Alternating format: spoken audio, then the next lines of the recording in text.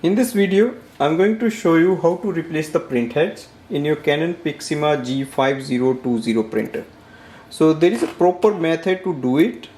Go to the printer display panel, click on the setting icon, scroll and look for the maintenance option.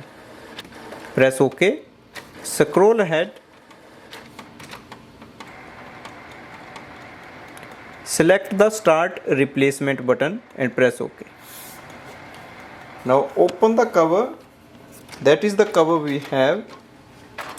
It will help you to save a lot of ink, because if you don't follow the step through the system here, definitely you will lose the ink from the pipes. It will go back, and when you replace the printheads, you have to do the ink flush. To avoid the ink flush and to save the ink, we have to do this process. Now there is a lock here. You will see there is a lever here that is to lock the ink. So you just have to lift it to other side. Now this will lock the ink pipes. Now move the printhead to one side.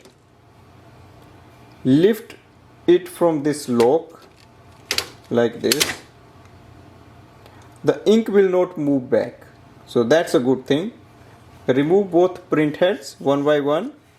So you can just push it to outside and then lift it up. So press it here and then take it out.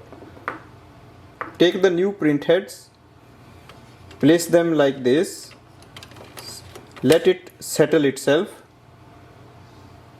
both the color and the black. So the front portion will go in and then it will settle here. Now press this down and lock it. Also lock these buttons. Press it. Now unlock this button, so you have to move it to the other side again. Close this chamber. Go to the display panel. So we have done the replacement. Now scroll back to the main screen. Thanks for watching.